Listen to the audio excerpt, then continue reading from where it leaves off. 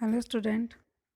आज हम नया टॉपिक पढ़ेंगे इम्यूनिटी के बारे में। यह बीएससी थर्ड ईयर का टॉपिक है।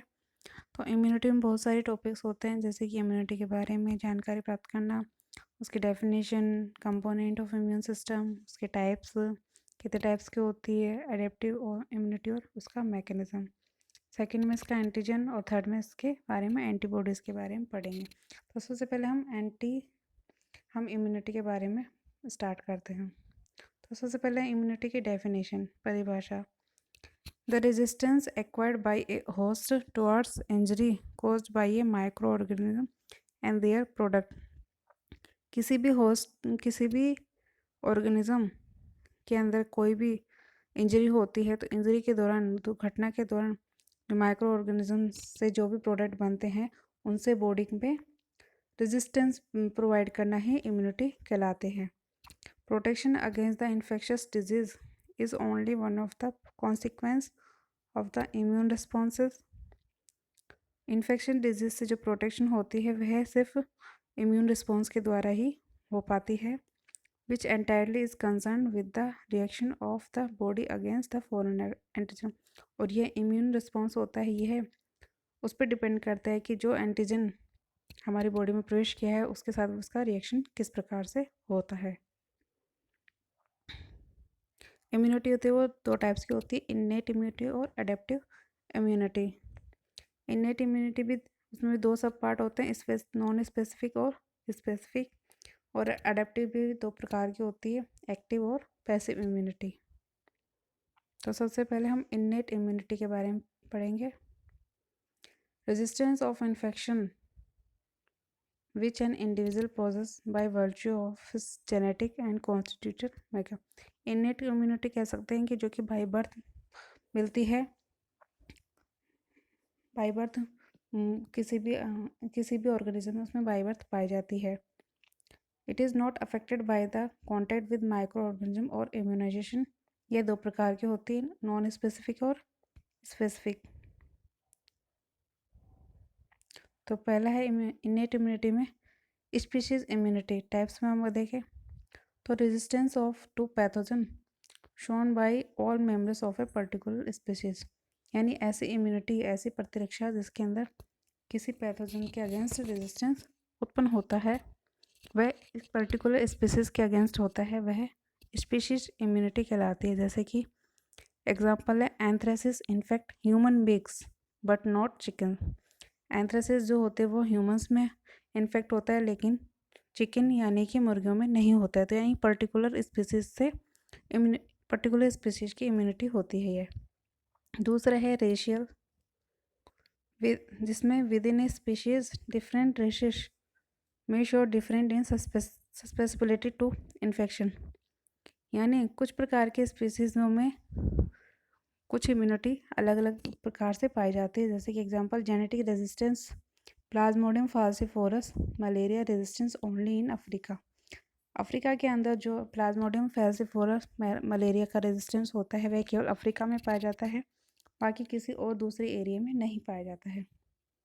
तीसरा है इंडिविजुअल इम्यूनिटी। नाम से ही पता चलता है, यानी अलग अलग इंडिविजुअल में पाई जाने वाली प्रतिरक्षा। एग्जाम्पल है homozygous twins exhibit similar resistance susceptibility to leprosy and TB. मतलब जो होमोजाइगस जुड़वा बच्चे होते हैं उनमें सेम ही प्रकार की रेजिस्टेंस पाई जाती है, अगर वह बीमारी चाहे लेप्रोसोपी की हो या फिर टीबी की हो। लेकिन यही अगर दो अलग अलग इंसानों में देखा जाए तो दोनों ही अलग अलग इंसानों में यह इम्यूनिटी अलग नहीं पाई जाती है। Factors influencing innate immunity. कौन कौन से कारक है जो इन्नेट इम्यूनिटी को अफेक्ट करते हैं। पहला है एज। एज में क्या होता है कि foetus immune response is immature. जो फीटस होता है, भ्रूण होता है, उसमें इम्यून सिस्टम बहुत ही कम विकसित होता है। जैसे जैसे एज बढ़ती है वैसे वैसे इम्यूनिटी भी बढ़ती है। फॉर एग्जांपल पोलियो इन्फेक्शन और chicken infection highly severe in adult than the children.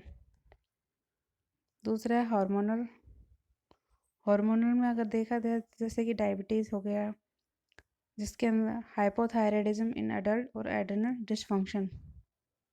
तीसरा न्यूट्रिशन, मेल न्यूट्रिशन की वजह से बैक्टीरियल इन्फेक्शन की वजह से मेल न्यूट्रिशन भी हो सकता है। Both humoral and cell mediated immune response are reduce in malnutrition. जो मेल न्यूट्रिशन की जो बीमारी होती है वह ह्यूमरल और सेल मेडिएटेड रिस्पॉन्स से में बहुत कम पाई जाती है। अब है mechanism of innate immunity. Innate immunity की जो प्रक्रिया है वो कैसे होती है। पहला है एपिथेलियम सरफेस, यानी बॉडी के ऊपर सबसे ऊपरी जो लेयर होती है वो स्किन की होती है। स्किन एक मैकेनिकल बैरियर प्रोवाइड करती है माइक्रो ऑर्गेनिज्म की वजह के लिए, ताकि जो भी माइक्रो ऑर्गेनिज्म स्किन पे अटैच हो वो बॉडी के अंदर प्रवेश ना करें। Residence microflora of skin and mucous membrane surface help to prevent colonisation of the by pathogen. इस स्किन और म्यूकस मेम्ब्रेन की वजह से पैथोजन की कोलोनाइजेशन नहीं हो पाती बॉडी के अंदर। For example clostridium enterocolitis following oral antibiotics. दूसरा है रेस्पिरेटरी ट्रैक्ट। अगर स्किन वाला जो बैरियर है वो फेल हो जाता है तो दूसरा रेस्पिरेटरी श्वसन ट्रैक्ट कार्य करता है। इसके अंदर क्या होता है कि जो भी पार्टिकल्स होते हैं वो नाक के द्वारा बॉडी के अंदर प्रवेश करते हैं और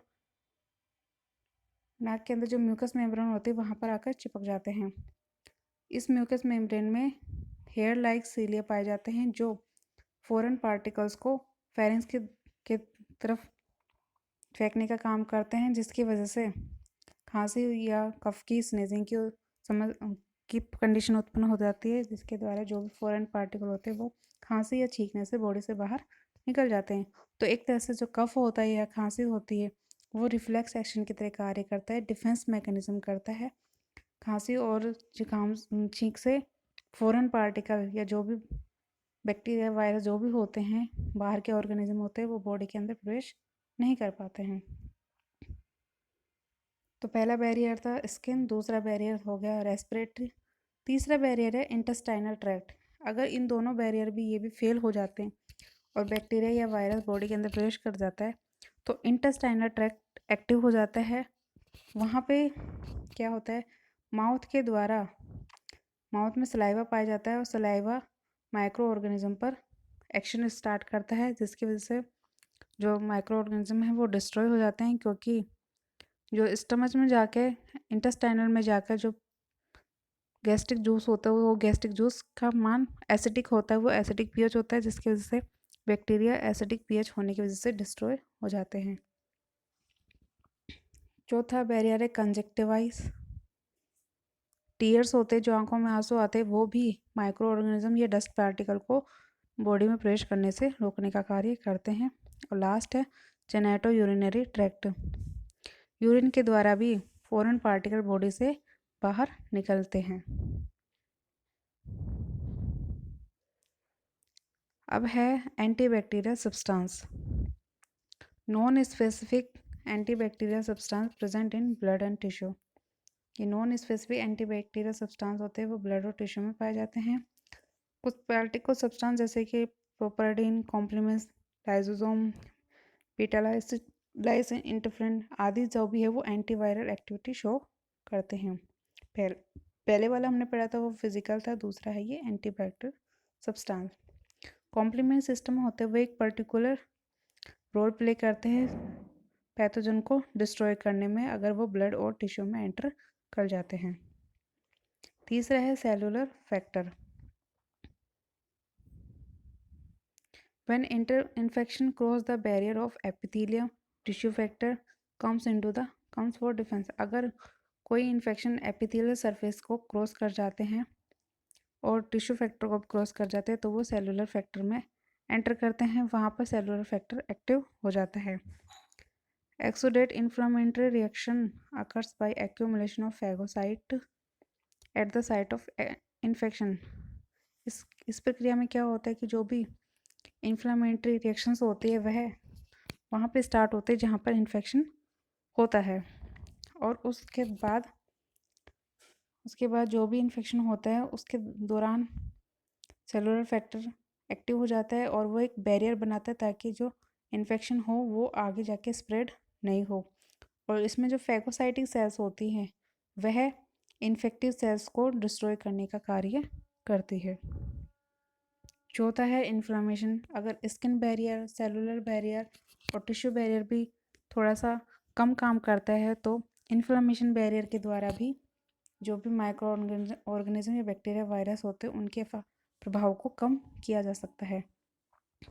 इन्फ्लेमेशन में क्या होता है, जब कोई पैथोजन या कोई वायरस या बैक्टीरिया शरीर के अंदर एंटर करता है या इंजरी होती है या कट लगता है तो तुरंत ही बॉडी उसके अगेंस्ट रिस्पॉन्स करती है और इरिटेशन शो करती है, और उस जगह जहाँ कट या इंजरी हुई है बॉडी के किसी पार्ट पे वहाँ पे इन्फ्लामेशन होना या सूजन होना स्टार्ट हो जाती है। सूजन भी एक प्रकार का नॉन स्पेसिफिक डिफेंस मैकेनिज्म है। ये सूजन किस लिए होती है? इन्फ्लेमेशन होने की वजह से ब्लड वेसल्स की परमेबिलिटी बढ़ जाती है, जिसकी वजह से ब्लड वेसल्स से वो इंक्रीज हो जाती है और उनमें रक्त का प्रवाह इंक्रीज हो जाता है, जिसकी वजह से वहाँ पे इन्फ्लेमेशन या कह सकते हैं सूजन बनी रहती है। इस सूजन के द्वारा क्या होता है, जो माइक्रो ऑर्गेनिज्म होते हैं वो फैगोसाइटाइज होते हैं और जो पार्टिकल्स होते हैं उनको डिस्ट्रॉय करने का काम करते हैं, जिसकी वजह से परमेबिलिटी इंक्रीज हो जाती है, जिसकी वजह से परमेबिलिटी इंक्रीज होती है। परमेबिलिटी इंक्रीज होने की वजह से टॉक्सिस है वो डाइल्यूट हो जाते हैं और बॉडी से बाहर निकलने का कार्य भी शुरू कर देते हैं। लास्ट है फीवर बैरियर, यानी कभी कभी इन्फेक्शन बहुत ज़्यादा बॉडी के अंदर प्रवेश कर गया तो टेम्परेचर हाई होने तो बॉडी उसके अगेंस्ट टेम्परेचर हाई करती है, और टेम्परेचर हाई होने की वजह से भी जो इन्फेक्शन है, जो बैक्टीरिया या वायरस है वो भी डिस्ट्रॉय हो जाते हैं। तो यह भी एक तरह का नेचुरल डिफेंस मैकेनिज्म है।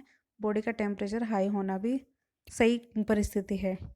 जब भी कभी फीवर होता है, फीवर के दौरान टेम्परेचर हाई हो जाता है और हाई होने की वजह से जो भी बैक्टीरिया या वायरस बॉडी के अंदर प्रवेश करते हैं वो डिस्ट्रॉय हो जाते हैं और उसके बाद ही धीरे धीरे टेम्परेचर डाउन होता है।